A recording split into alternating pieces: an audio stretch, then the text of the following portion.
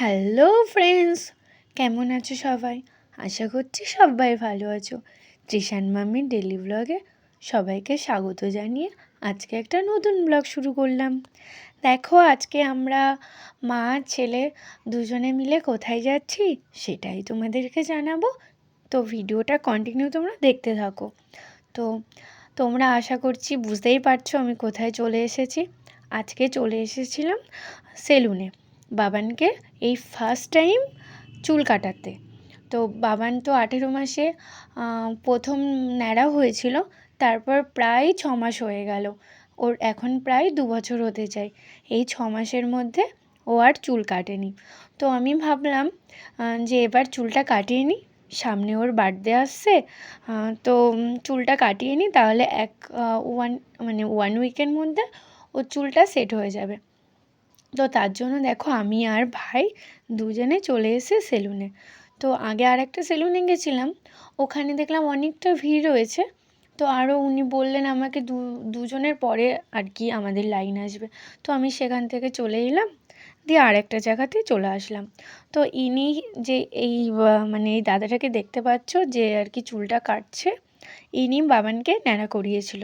তো আমি বললাম ভালোই হয়েছে, চেনা আছে, তো উনি ওর ফার্স্ট চুলটা আর কি কাটাক। তো দেখো তার জন্য ওকে চেয়ারে বসিয়ে দিয়েছি, দিয়ে আমি পুরো ভালো করে ওকে ধরে আছি, না হলে কিছুতেই কাটতে চাইছি না। মাথাটা এদিক ওদিক করে নড়াচ্ছে, আমার তো খুব ভয় লাগছে যে কোথায় কেটে যায়, কোথায় কি হয়, আমার তো খুব ভয় লাগছিল। তারপরে দেখলাম ও কিছুক্ষণ চুপচাপ বসে রইলো। তারপরে কি করলো, তারপরে এত নড়াচড়া শুরু করে দিয়েছে, এই দেখুন থাকাই যাচ্ছে বাবান কেমন করে চুল কেটেছে। বন্ধ করে ওকে ফোনটা দিয়ে দিয়েছিলাম। তারপর দেখো এই যে চুলের অবস্থা, চুলটা কেমন কাটা হয়েছে, এই যে স্টাইল করেছে। এটা হচ্ছে কাকায়ের পছন্দের স্টাইল। আমি দোকানে গিয়ে বলেছিলাম যে ও ব্লেজার পরবে ওর বার্থডেতে, তো আপনি সেরকম করে কেটে দিন। উনি বললেন হ্যাঁ এভাবেই ভালো লাগবে। তারপর দেখো আমি রেডি হয়ে গেছি, সন্ধ্যা হয়ে গেছে। তারপর আমি রেডি হয়ে গেছি, আমি বাবানকে বলছি তুমি রেডি হয়ে গেছো, তোমাকে মোজাটা পরিয়ে দিই এবার। মোজা আমি ওকে পরিয়ে দিলাম। ও কী করলো, মোজাটা খুলে খাটের ওই সাইড দিয়ে ফেলে দিয়েছে। তো আমি ওকে বলছিলাম তুমি মোজাটা নিয়ে আসো, তারপরে আমি পরাবো। তো ও কিছুতেই মোজাটা আনলো না।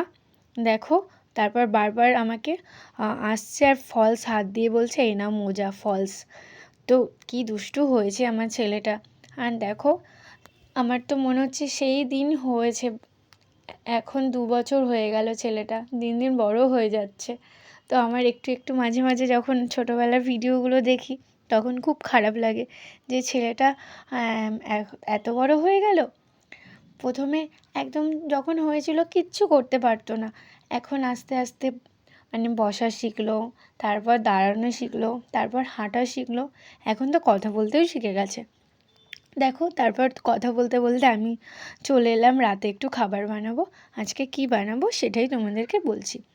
আজকে আমি বানাবো হচ্ছে চিলি মাশরুম বানাবো। তো অনেক দিন ধরে বাবা মাশরুমটাকে এনেছে, ফ্রিজে রয়ে গেছে অনেক দিন, প্রায় 1 সপ্তাহের ওপরে হয়ে গেল মাশরুমটা ফ্রিজেই রয়ে গেছে। তো আমি কিছুতেই বানাচ্ছি না, তো ফাইনালি বানালাম যে বানাবো, তার জন্য ফ্রিজ থেকে বার করে রেখে দিয়েছি। আর আমি এটা বানাচ্ছি ব্যাটার।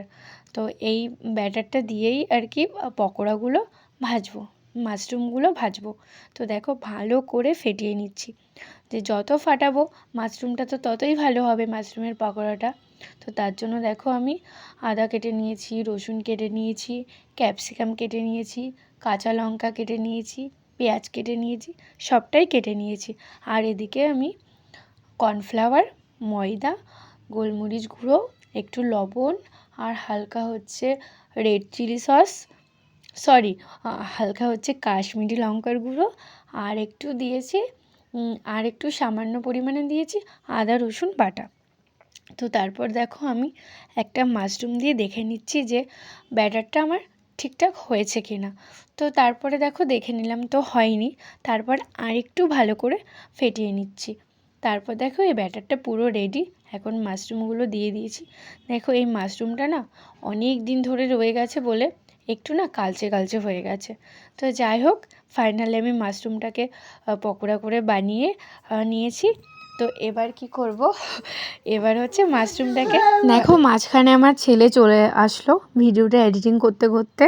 তারপর দেখো আমি মাশরুমের পকোড়াগুলো ভেজে নিচ্ছি, নিয়ে তারপর হচ্ছে চিলি মাশরুম বানাবো।